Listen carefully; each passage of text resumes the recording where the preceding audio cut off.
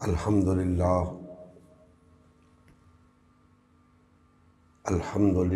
رب العالمین والصلاة والسلام علی سید الانبیاء والمرسلین وعلی آلہ واصحابہ اجمعین، اما بعد فاعوذ باللہ من الشیطان الرجیم، بسم اللہ الرحمن الرحیم۔ یا ایہا الذین آمنوا کتب علیکم الصیام کما کتب علی الذین من قبلکم لعلکم تتقون، صدق اللہ مولانا العظیم۔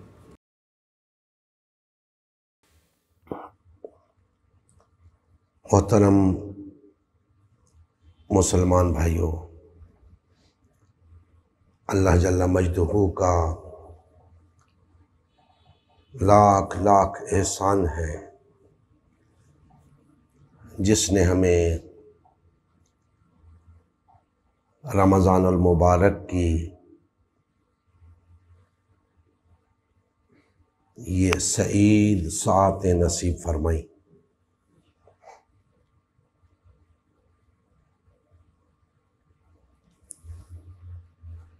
آج رمضان المبارک کا یہ پہلا جمعہ ہے۔ حسب معمول آج کا درس رمضان المبارک کے اور بالخصوص روزے کے حوالے سے ہے اور روزے کے مقاصد کے حوالے سے۔ اللہ جل مجدہ نے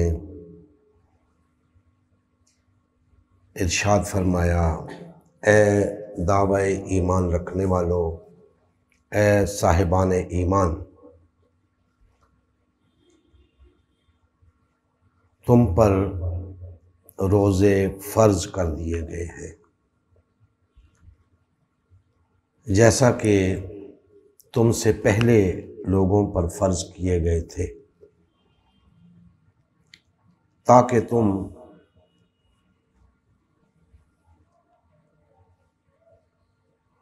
بچ جاؤ،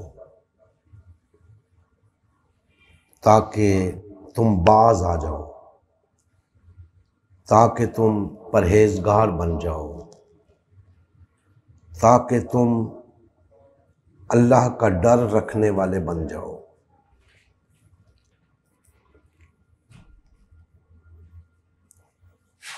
سورہ البقرہ کی آیت نمبر 183 ہے جس پہ آج ہم گفتگو کر رہے ہیں۔ روزہ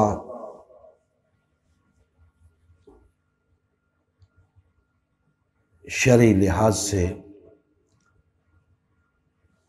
صبح صادق سے لے کر غروب آفتاب تک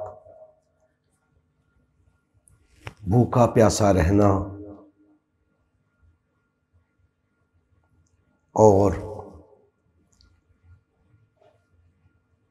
ہم بستری سے مجتنب رہنا ہے۔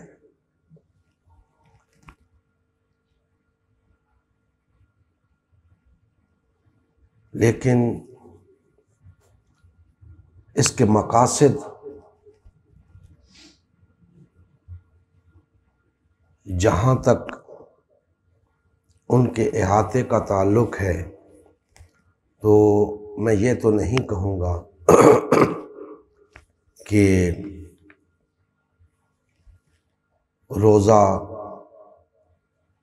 کوئی ایسی چیز ہے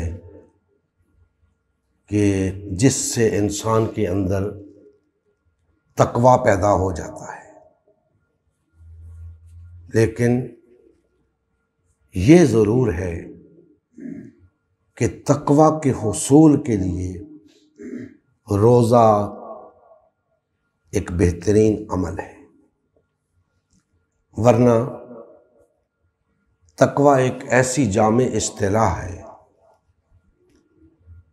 کہ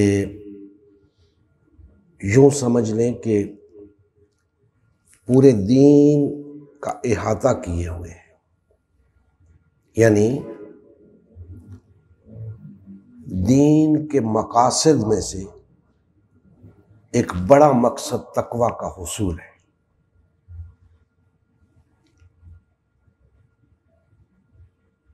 رمضان المبارک کا یہ مہینہ مسلمانوں کو عطا کیا گیا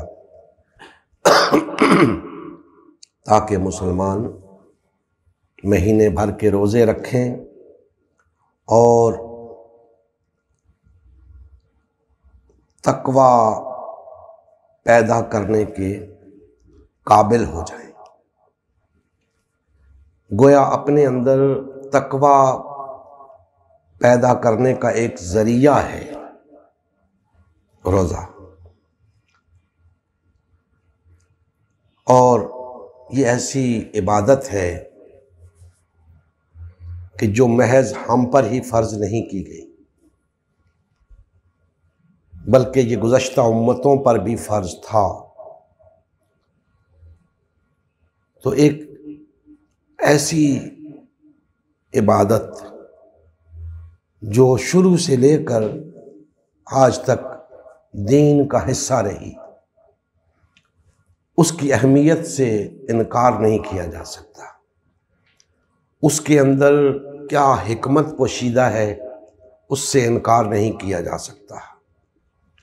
یہ الگ بات کہ ہم اس روزے کے مقاصد کو پا سکیں یا نہ پا سکیں۔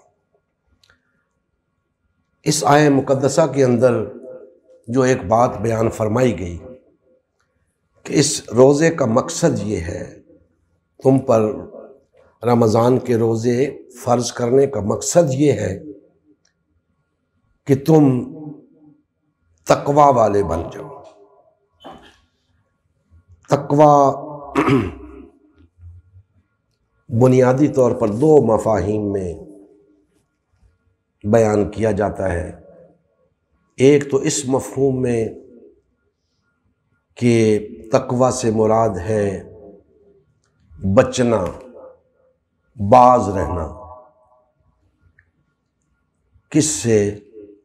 ان احکام سے جن سے اللہ جل مجدہ نے منع فرمایا ہے۔ اور دوسرا مفہوم بیان کیا جاتا ہے اللہ کا ڈر، اللہ کا خوف۔ اس سے بھی یہی مراد ہے کہ اللہ کے احکامات کو ہمہ وقت پیش نظر رکھنا، ہمہ وقت اس تصور میں گم رہنا کہ اللہ جل مجدہ کی ذات ہمیں دیکھ رہی ہے،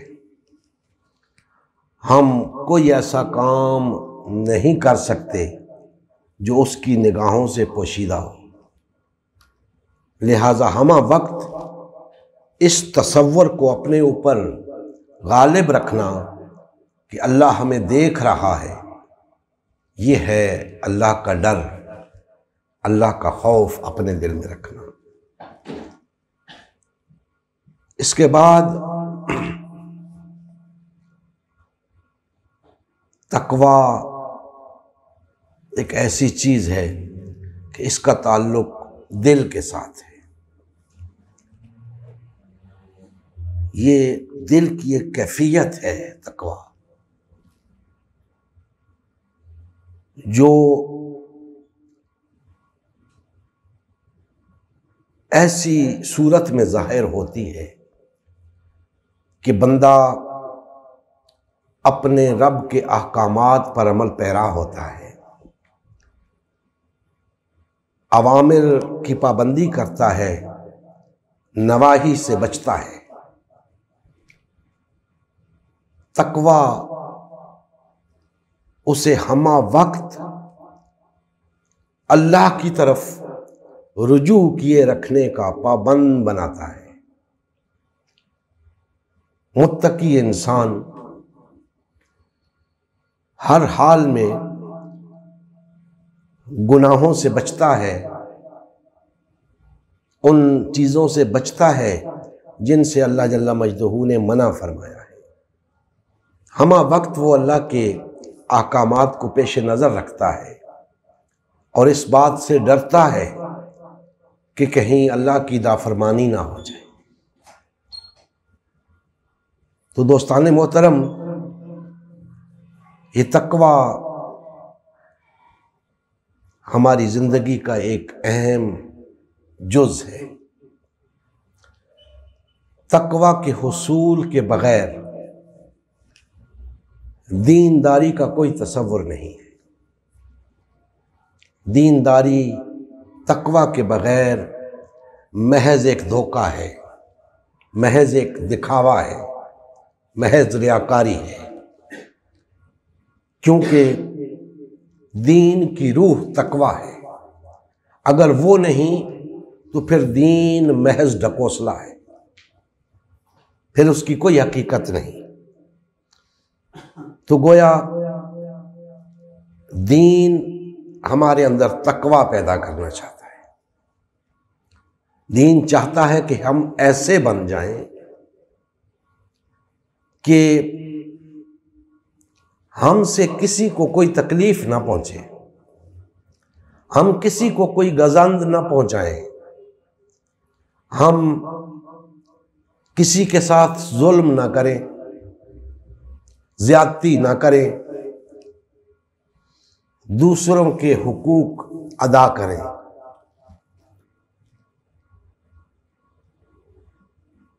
یاد رکھیں کہ معاشرے کے اندر اگر برائیاں عروج پر ہوں تو آپ سمجھ لیں کہ لوگوں کے اندر تقوی ناپید ہے، کیونکہ اگر تقوی ہوتا تو معاشرے میں برائیاں نہ ہوتی۔ اس میں کوئی شک نہیں کہ ہر شخص متقی نہیں بن سکتا۔ اپنے اندر تقوی پیدا کرنا اتنا آسان نہیں جتنا کہ لوگ سمجھتے ہیں، لیکن معاشرے کے اندر اگر ایک خاص تعداد متقی لوگوں کی ہو تو باقی لوگوں کو اگر متقی نہیں بنایا جا سکتا تو انہیں برائیوں سے باز رکھا جا سکتا ہے، انہیں برائیوں سے روکا جا سکتا ہے، انہیں ظلم سے روکا جا سکتا ہے، فحاشی اور عریانی پر قابو پایا جا سکتا ہے، ظلم اور ناانصافی پر قابو پایا جا سکتا ہے، عدل کو قائم کیا جا سکتا ہے، امن کو برقرار رکھا جا سکتا ہے۔ لیکن شرط یہ ہے کہ معاشرے کے لوگوں میں سے ایک خاص تعداد متقی لوگوں پر مشتمل ہو، اور میں یہ بتا چکا ہوں کہ اس متقی ہونے کا تعلق دل سے ہے، ظاہر سے نہیں۔ ہمارے ہاں متقی ہونے کا مفہوم یہ لے لیا گیا کہ جو شخص 5 وقت کا نمازی ہے وہ متقی ہے، جو شخص متشرع ہے، داڑھی رکھی ہوئی ہے، عمامہ باندھا ہوا ہے، شلوار ٹخنوں سے اونچی ہے، مسواک جیب میں لٹک رہی ہے، تو شاید وہ متقی ہے۔ نہیں دوستان محترم، یہ تقوی کا معیار نہیں ہے۔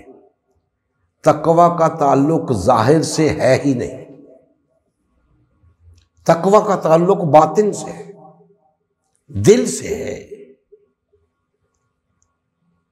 عین ممکن ہے کہ ایک وہ شخص جو بظاہر متشرع نہیں ہے لیکن بباطن متقی ہو، اس کے دل میں تقویٰ ہو، دل میں اللہ کا خوف ہو، اللہ کی نافرمانی سے بچتا ہو،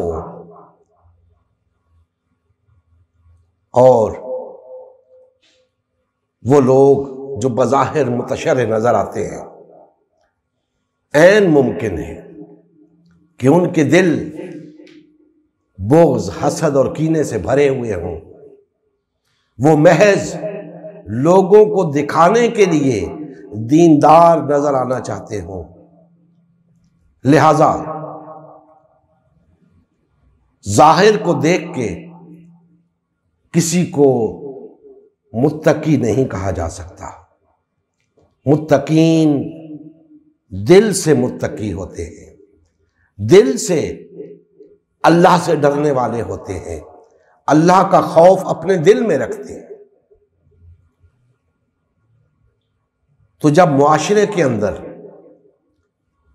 متقین نہیں رہتے تو معاشرے برباد ہو جاتے ہیں، تباہ ہو جاتے ہیں، معاشروں کے اندر برائیاں در آتی ہیں، سر عام گناہ ہوتے ہیں، فحاشی عریانی عام ہوتی ہے، قتل و غارت گری ہوتی ہے، دجل، فریب، دھوکہ عام ہوتا ہے، لوگوں کے دلوں میں اللہ کا خوف نہیں رہتا، نہ انہیں کوئی اللہ کا خوف دلانے والا ہوتا ہے۔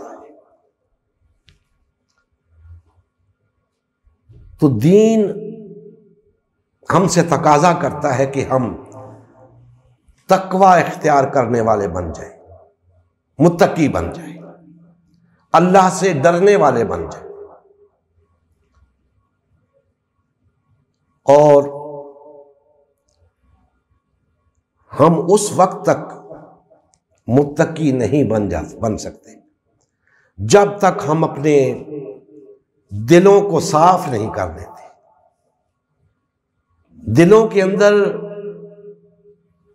یا تقوی سمائے گا یا فجور سمائے گا۔ اللہ پاک نے فرمایا ہے نا، فَأَلْهَمَهَا فُجُورَهَا وَتَقْوَاهَا، کہ میں نے انسانوں کے اندر فجور بھی الہام کر دیا ہے، تقوی بھی الہام کر دیا ہے۔ اب یہ دونوں چیزیں بیک وقت انسان کے دل میں نہیں رہ سکتی، یا فجور رہے گا یا تقوی رہے گا، اور جب دونوں چیزیں ہوں گی تو وہ انسان اعتبار کے قابل نہیں ہوگا، اس کا اعتبار نہیں کیا جا سکتا، اور جس کا اعتبار نہ کیا جا سکے اسے دھوکہ باز کہتے ہیں۔ وہ دھوکہ دہی لازماً کرے گا۔ تو دل کو تقوی کا مقام ہونا چاہیے۔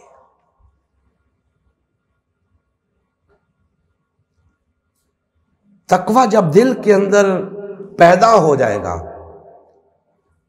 تو دل سے وہ تمام برائیاں جاتی رہیں گی جن سے انسانوں کے مابین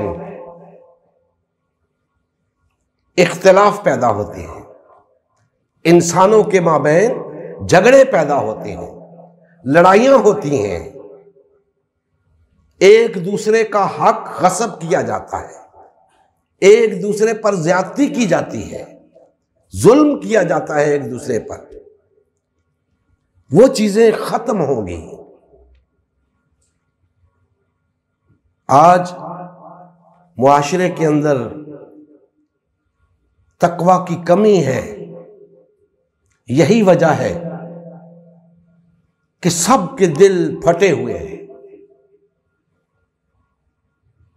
آپس میں محبت کی بجائے نفرت کرتے ہیں ایک دوسرے سے، دشمنیاں رکھتے ہیں ایک دوسرے سے، اپنے تعلقات ختم کر کے رکھ دیے ہیں انسان نے۔ اپنے رشتہ داروں کے اندر، اپنے بہن بھائیوں کے اندر وہ تعلق نہیں رہے جو تقویٰ کی وجہ سے ہونے چاہیے تھے، تو گویا تقویٰ دلوں میں نہیں رہا۔ جب تقویٰ دلوں میں پیدا ہوگا تو نہ صرف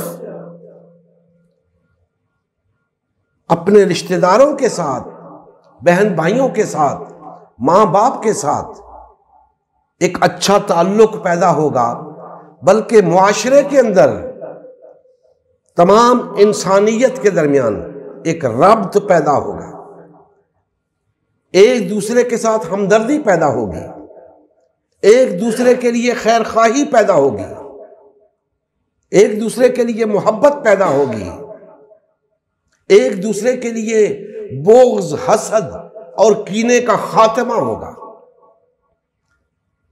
بھائی چارے کو فروغ ملے گا، اخوت پیدا ہوگی، اور تمام لوگوں کے درمیان ایک طرح سے وحدت پیدا ہو جائے گی۔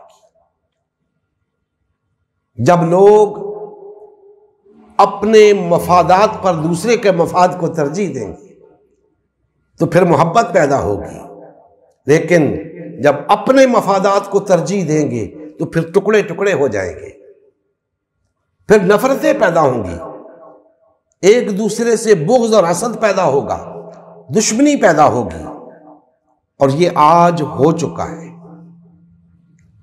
آج ہم کیوں ایک دوسرے کے دشمن ہیں؟ منہ پر ایک دوسرے کو بھائیوں کی طرح سمجھتے ہیں، پیٹھ پیچھے اس کی چغلی کھاتے ہیں، غیبت کرتے ہیں، اس کو نقصان پہنچانے کی کوشش کرتے ہیں۔ تو یہ باتیں ظاہر کرتی ہیں کہ ہمارے دلوں میں تقویٰ نہیں ہے، اللہ کا ڈر نہیں ہے، ہم اللہ کے احکامات کو پسے پشت ڈالے بیٹھے ہیں، نظر انداز کر رہے ہیں اللہ کے احکام کو۔ تو دوستو، رمضان کا مہینہ ہے، روزے رکھ رہے ہیں آپ، نمازیں پڑھ رہے ہیں، اللہ کی عبادت میں مشغول ہیں، اگر آپ کو اس سے کچھ حاصل نہ ہو تو کیا فائدہ؟ اگر اس رمضان کی برکات آپ کو حاصل نہ ہو تو کیا فائدہ؟ بھوکا پیاسا رہنے کا کیا فائدہ؟ تو کم سے کم اس رمضان کی برکات میں سے یہ ایک سبق تو حاصل کریں کہ اس رمضان المبارک سے ہمیں تقویٰ کا درس ملتا ہے، ہمیں اپنے اندر تقویٰ پیدا کرنا ہے، اور یہ سارا سال آپ کو رمضان کی یاد آتی رہے گی کہ یہ رمضان ہمارے اندر تقویٰ پیدا کرنے کے لیے آیا ہے۔ ہمیں ہر حال میں اپنے آپ کو تقویٰ کا پابند بنانا ہے، ہر حال میں اس تصور کو اپنے اوپر غالب رکھنا ہے کہ اللہ ہمیں دیکھ رہا ہے۔ جب یہ تصور آپ کے دل و دماغ پہ چھایا ہوا ہوگا، آپ گناہ سے باز رہیں گے، اللہ کی نافرمانی سے باز رہیں گے، ایک دوسرے کو نقصان نہیں پہنچائیں گے، آپس میں بھائی بھائی بن کے رہیں گے۔ جو آپ کا باطن ہوگا وہی آپ کا ظاہر ہوگا۔ جب تقویٰ دل میں پیدا ہو جاتا ہے تو جو انسان کا باطن ہوتا ہے وہی ظاہر ہوتا ہے، اور جب تقویٰ نہیں ہوتا تو ظاہر کچھ اور ہوتا ہے، باطن کچھ اور ہوتا ہے۔ ظاہر تو تقویٰ نہ ہونے کی صورت میں، ظاہر تو ہم ایک دوسرے کو دکھانے کے لیے کرتے ہیں کہ میں یہ ہوں، میں یہ ہوں، اندر سے پتہ نہیں کیا ہوں، لیکن جب تقویٰ اندر ہوگا تو وہی نظر آئے گا جو آپ اندر سے ہیں، اور اس کی تاثیر ہی الگ، وہ ظاہر آپ کا نہ صرف آپ کو بدلے گا، آپ کے ارد گرد کے ماحول کو بدلے گا، ان لوگوں پہ اثر انداز ہوگا جو آپ کے قرب و جوار میں ہیں، جو آپ کی محفل میں ہیں، جو آپ سے ملتے جلتے ہیں۔ آپ کا وہ تقوی ان پہ اثر انداز ہوگا، اور سارا سال آپ کو اس بات کا دھیان رہے گا کہ میں نے اللہ کی نافرمانی نہیں کرنی، یہ تقوی کے خلاف ہے۔ تو تقوی اپنے دلوں کے اندر پیدا کرنا آسان بھی نہیں، مشکل بھی نہیں۔ کوشش کریں، ہمت کریں تو اس تقوی کو حاصل کر سکتے ہیں۔ کرنا کیا ہے؟ دل کو صاف کریں، ان غلاظتوں سے دل کو پاک کریں جو انسانیت کش ہیں، جو آپ کو بھی تباہ کر رہی ہیں، آپ کے ملنے جلنے والوں کو بھی تباہ کر رہی ہیں، آپ کے ارد گرد کے ماحول کو بھی پراگندہ کر رہی ہیں۔ ان برائیوں کو، ان غلاظتوں کو اپنے دلوں سے نکالیں۔ آپ یقین جانیں، ایک متقی شخص جس معاشرے میں ہوتا ہے اس کے ارد گرد اس تقوی کا نور ہوتا ہے، اس کے اثرات ہوتے ہیں۔ جو لوگ اس سے ملتے جلتے ہیں، اس کی صحبت میں رہتے ہیں، اس کے ساتھ متعلق رہتے ہیں، متمسک رہتے ہیں،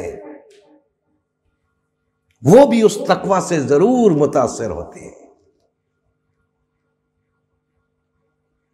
تو آپ اس رمضان المبارک کا یہ درس اپنے دل میں، اپنے دماغ میں بٹھا لیں کہ آپ کو متقی بننا ہے، اپنے دل میں تقوی پیدا کرنا ہے۔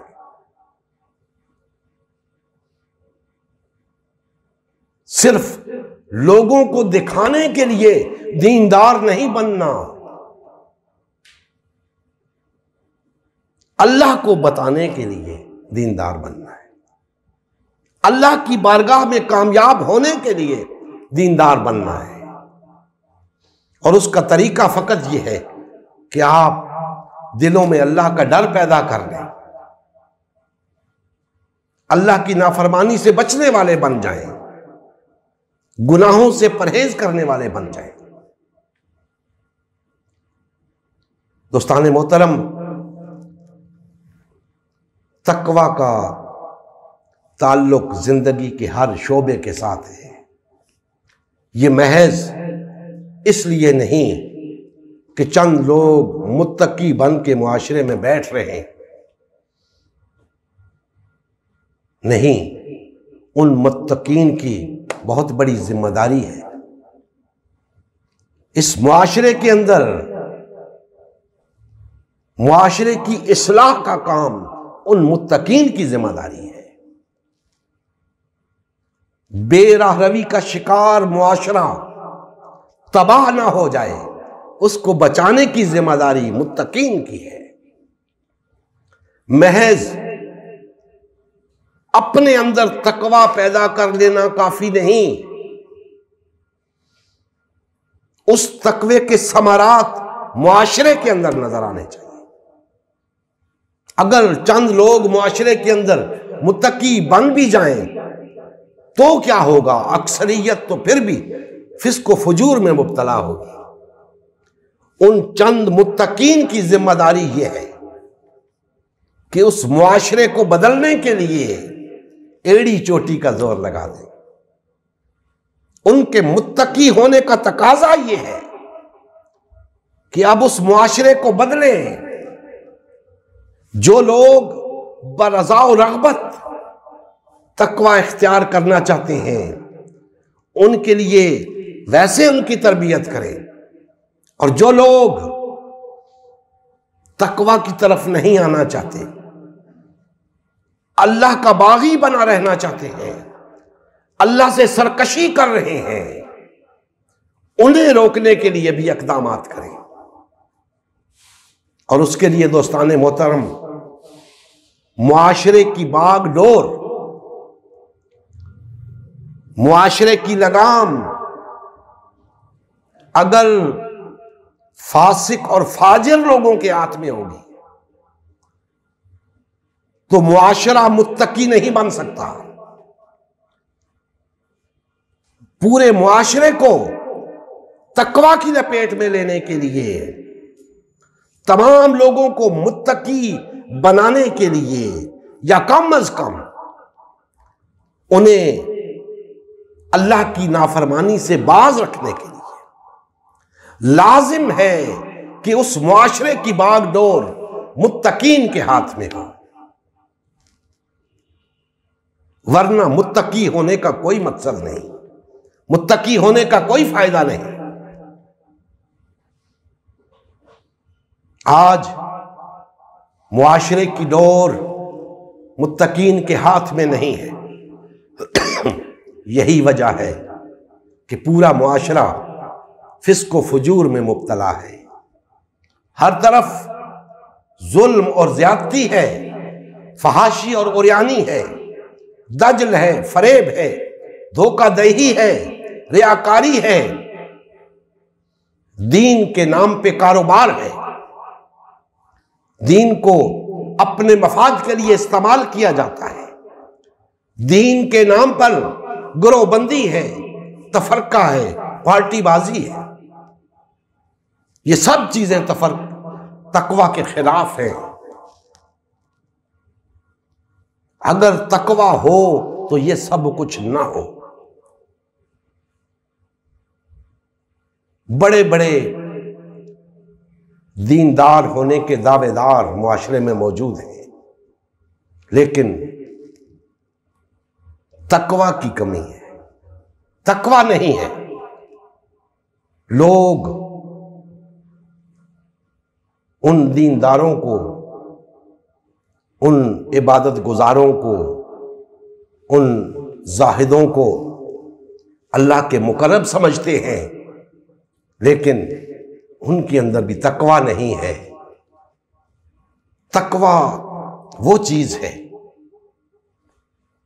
جس کا تعلق محض آپ کی ذات سے نہیں ہوتا۔ تقویٰ تو آپ کو مجبور کرتا ہے کہ اگر دو بھائی آپس میں لڑ رہے ہیں ان کے درمیان صلح کرو۔ تقویٰ آپ کو مجبور کرتا ہے کہ اگر مسلمان اختلافات کا شکار ہیں تو ان کے اختلافات کو ختم کرو، ان کے درمیان باہمی مودت اور محبت پیدا کرو، اخوت پیدا کرو۔ ہمارے ہاں اس تقویٰ کا فقدان ہے۔ ہمارے ہاں بھائیوں کو جوڑنے کا کام بالکل نہیں ہو رہا، نفرتیں ختم کرنے کا کام بالکل نہیں ہو رہا، ایک دوسرے سے محبت کرنے کا کام بالکل نہیں ہو رہا، توڑنے کا کام ہو رہا ہے۔ مسلمانوں کو ایک دوسرے سے توڑنے کا کام ہو رہا ہے، ایک دوسرے سے متنفر کرنے کا کام ہو رہا ہے۔ یعنی جتنے کام ہو رہے ہیں تقویٰ کے خلاف ہو رہے ہیں، تقویٰ کے تقاضے پورے نہیں ہو رہے۔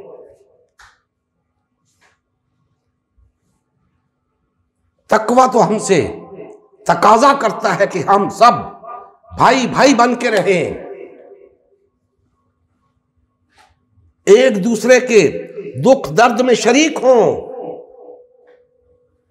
ایک دوسرے کے مفادات کا خیال رکھیں، ایک دوسرے کو نقصان نہ پہنچائیں، ایک دوسرے کو تکلیف نہ پہنچائیں، اور سب مل کر ایسے اقدامات کریں کہ معاشرے سے اللہ کی نافرمانی ختم ہو جائے، معاشرے سے ظلم ختم ہو جائے، ناانصافی ختم ہو جائے، بدامنی ختم ہو جائے، جھوٹ دغا فریب ختم ہو جائے، فحاشی اور عریانی ختم ہو جائے۔ لیکن نہیں، یہ کام نہیں ہو رہا۔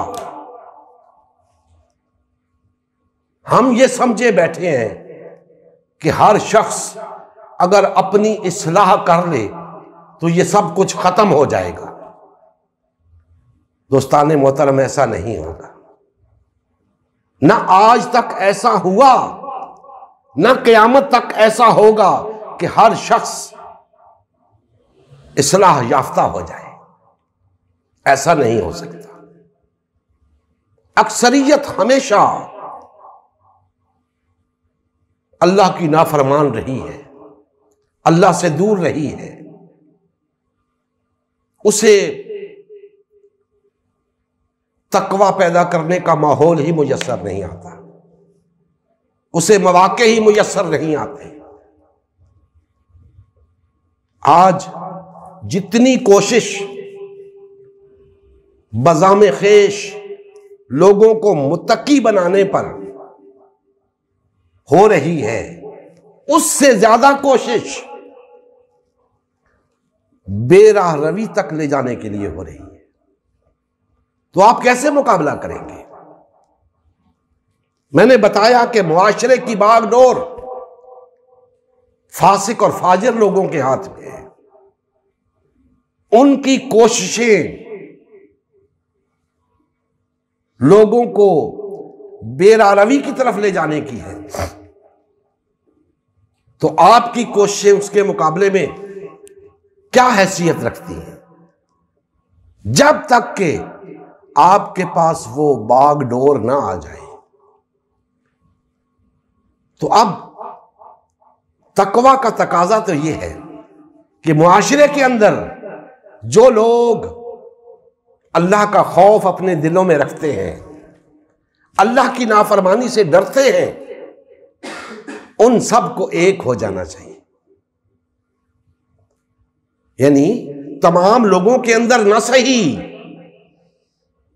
وہ لوگ جو دلوں میں اللہ کا ڈر رکھتے ہیں، اللہ کی نافرمانی سے بچتے ہیں، ان کو تو ایک ہونا چاہیے، ان کے درمیان تو وحدت ہونی چاہیے، ان کے درمیان تو محبت اور اخوت ہونی چاہیے۔ لیکن افسوس لگتا یوں ہے کہ ان کا تقوی بھی دکھاوے کا تقوی ہے، ان کا تقوی بھی اپنی ذات تک ہے۔ وہ بھی چاہتے ہیں کہ بس ہم متقی بنے رہیں، دوسرے اپنا کام خود کریں، وہ جانے، ان کا رب جانے۔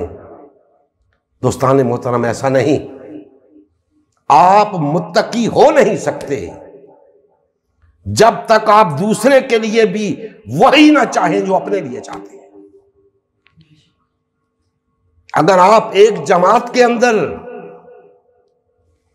بیٹھ کر متقی بنے ہوئے ہیں اور دوسرا دوسری جماعت کے اندر بیٹھ کر متقی بنا ہوا ہے، اور آپ دونوں ایک دوسرے سے نفرت کرتے ہو، آپس میں بھائی بھائی بننے کو تیار نہیں ہو، یہ کس بات کا تقوی ہے؟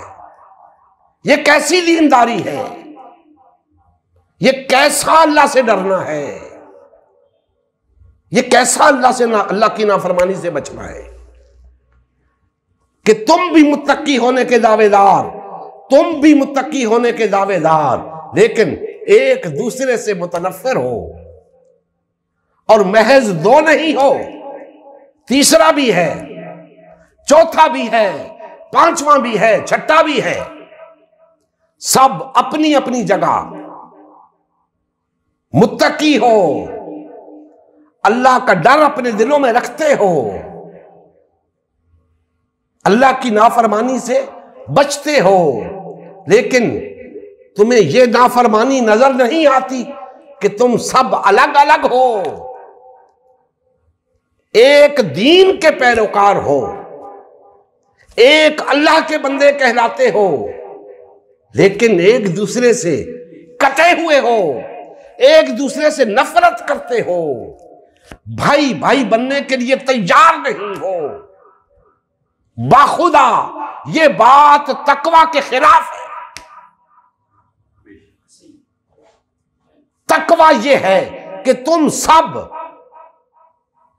میں ان کی بات نہیں کرتا جن کے دلوں میں اللہ کا خوف ہی نہیں، جو اللہ کی نافرمانی سے بچتے ہی نہیں، میں ان کی بات کر رہا ہوں جو بڑے دیندار ہیں، اللہ کا خوف دلوں میں رکھتے ہیں، اللہ کی نافرمانیوں سے بچتے ہیں، ہمہ وقت باوضو رہتے ہیں، 5 وقت نمازیں پڑھتے ہیں، تہجد قضا نہیں کرتے۔ دل ان کے کیوں پھٹے ہوئے ہیں؟ تقویٰ ان کے اندر کیوں نہیں ہے؟ وہ کیوں اکٹھے نہیں ہوتے؟ وہ کیوں بھائی بھائی نہیں بنتے؟ ان کے اندر وحدت کیوں نہیں ہے؟ تقویٰ سے محروم لوگوں کا تفرقہ سمجھ میں آتا ہے، متقی ہونے کے دعوے دار لوگوں کا الگ الگ رہنا سمجھ میں نہیں آتا، ان کا تفرقہ سمجھ میں نہیں آتا۔ دوستان محترم، آج ہمارے تقویٰ کے سارے ثمرات گھوم پھر کے ہماری ذات تک محدود ہیں۔ ہمارے تقویٰ سے ہمارے دین کو کوئی فائدہ نہیں پہنچ رہا۔ دین کو فائدہ کیسے پہنچتا ہے کہ اگر ہمارے تقویٰ سے معاشرے کے اندر فائدہ ہو، لوگوں کو فائدہ ہو ہمارے تقوی کا، تو پھر دین کو فائدہ ہوتا ہے۔ آج ہمارا تقویٰ گھوم پھر کر ہماری ذات کے اندر گم ہو جاتا ہے، اور بہت زیادہ ہوا تو ہمارا تقویٰ ہماری جماعتوں تک محدود ہے۔ ہمارے تقویٰ کا ہماری جماعتوں کو تو فائدہ ہوتا ہے، ہمارے دین کو کوئی فائدہ نہیں ہوتا۔ آج رمضان المبارک کے اندر دیکھ لیں، بے شمار جماعتوں کے ہاں بے شمار پروگرام چل رہے ہیں، قرآن کے دورے چل رہے ہیں، حدیث کے دورے چل رہے ہیں، اب آگے اعتکاف آئے گا، اعتکاف ہوں گے بڑے بڑے، افطاریاں چل رہی ہیں، سحریاں چل رہی ہیں، بہت ایسے کام ہو رہے ہیں جنہیں نیکی شمار کیا جاتا ہے۔ میں پوچھتا ہوں، اتنا سب کچھ کرنے کا دین کو کیا فائدہ ہو رہا ہے؟ جماعت اسلامی بے شمار پروگرام رمضان شریف کے اندر کر رہی ہے، مجھے بتائیں کہ اس کا فائدہ ہوگا تو جماعت اسلامی کو ہوگا، دین کو کیا فائدہ؟ منہاج القرآن والے بے شمار پروگرام رمضان شریف کے اندر کر رہے ہوں گے، تو اس کا فائدہ منہاج القرآن کو ہوگا، دین کو کیا فائدہ؟ اسی طرح جمعیت علماء اسلام، تبلیغی جماعت، تحریک لبیک، ساری جماعتیں اپنے اپنے طور پہ بہت کچھ کر رہی ہیں، لیکن اس کا فائدہ ہو رہا ہے تو ان جماعتوں کو ہو رہا ہے، دین کو کیا فائدہ ہو رہا ہے؟ آپ پوچھ سکتے ہیں کہ جی دین کو فائدہ کیسے پہنچایا جا سکتا ہے؟ دین کو کیسے فائدہ ہو سکتا ہے ان ساری کاوشوں سے جو آج مختلف جماعتیں اپنے اپنے فورمز پہ کر رہی ہیں؟ تو میں عرض کرتا ہوں کہ اگر یہ سارے کام جو آج مختلف جماعتوں کے پلیٹ فارم سے ہو رہے ہیں، اگر ان سب کی بنیاد تقویٰ ہے تو ان سب کو ایک فورم پہ کیا جاتا ہے، ایک جماعت کے پلیٹ فارم پہ اکٹھے ہو کے کیا جاتا، پھر اس جماعت کو جو فائدہ پہنچتا در حقیقت وہ دین کو فائدہ پہنچتا۔ آج وہ فائدہ ان جماعتوں کو پہنچ رہا ہے، پھر وہ فائدہ دین کو پہنچتا۔ کیونکہ دین ایک ایسی چیز ہے جو ایک جماعت کے بغیر نظر ہی نہیں آتی. تو وہ ایک جماعت جسے ہم دین کہیں، اسے جب فائدہ ہوگا تو وہ دین کا فائدہ ہوگا. آج نہ جماعت اسلامی کو ہم اسلام کہہ سکتے ہیں، نہ منہاج القرآن کو اسلام کہہ سکتے ہیں، نہ تبلیغی جماعت کو، نہ تحریک لبیک کو، نہ دعوت اسلامی کو، نہ پیپلز پارٹی کو، نہ مسلم لیگ کو، نہ پی ٹی آئی کو. کسی جماعت کو ہم اسلام نہیں کہہ سکتے. اور وہ جماعت بن جائے اور سب مل کر اس جماعت کے فورم پر جد و جہد کریں تاکہ جو فائدہ ہو اس جماعت کو ہو. اس جماعت کا فائدہ ہی اسلام کا فائدہ ہے. اس سے ہٹ کے آپ جو کچھ کر رہے ہیں بے شک وہ دین کے نام پہ کر رہے ہیں، اللہ کے نام پہ کر رہے ہیں، اللہ اس کے رسول کے نام پہ کر رہے ہیں، لیکن یاد رکھیں یہ سب کچھ تقویٰ کے خلاف ہے. تقویٰ کا تقاضا یہ ہے کہ آپ سب مل کر وہ کام کرو جو دین کے لیے فائدے مند ہو. آپ وہ کر رہے ہو جو آپ کے لیے فائدے مند ہے، تو آپ اپنی ذات تک محدود ہو گئے، مفاد پرست ہو گئے، خود غرض ہو گئے. اللہ کے لیے کیا کیا؟ یہ تو اپنے لیے کیا. اپنے لیے کیا یا اپنی جماعت کے لیے کیا؟ یہ خود غرضی ہے، مفاد پرستی ہے. کیا آج کسی جماعت نے دوسری جماعت کے لیے بھی کچھ کیا؟ نہیں کیا. کیوں؟ وہ یہ سمجھتا ہے کہ دوسری جماعت کے لیے کچھ کروں گا تو فائدہ اس کو پہنچے گا. گویا تم یہ سمجھتے ہو کہ جو کچھ تم کرو گے اپنی جماعت کے لیے کرو گے وہ تو دین کے لیے ہوگا، اگر کسی دوسری جماعت کے لیے کرو گے تو وہ دین کے لیے نہیں ہوگا. یہ کیسا تقویٰ ہے؟ یہ کیسا اسلام ہے کہ تم اپنی جماعت کو تو مسلمانوں کی جماعت سمجھتے ہو، دوسروں کی جماعت کو مسلمانوں کی جماعت نہیں سمجھتے؟ یہ تقویٰ کے خلاف ہے. اگر یہ مسلمانوں کی جماعت ہے تو یہ بھی مسلمانوں کی جماعت ہے.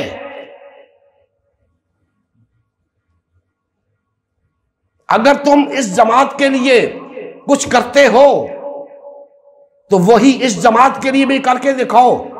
میں تسلیم کر لوں گا کہ آپ ایک ہو، آپ جیسا اپنے آپ کو سمجھتے ہو ایسا ہی دوسرے کو بھی سمجھتے ہو، لیکن نہیں، آپ کا تقویٰ یہیں تک محدود ہے کہ اگر میں اپنی جماعت کے لیے کچھ کروں گا تو یہ تقویٰ کے عین مطابق ہوگا، اور اپنی جماعت کے سوا کسی اور جماعت کے لیے کچھ کروں گا تو وہ دین کے تقویٰ کے خلاف ہوگا. دوستان محترم، آج سب جماعتوں کے لوگ جو کچھ کر رہے ہیں اپنے لیے، اپنی جماعتوں کے لیے کر رہے ہیں، دین کے لیے نہیں.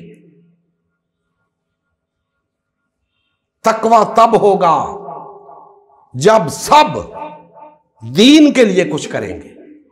آج ان کی ان سب کوششوں سے بے شمار پروگرام ہو رہے ہیں، دین کو ذرا فائدہ نہیں اس سے پہنچا.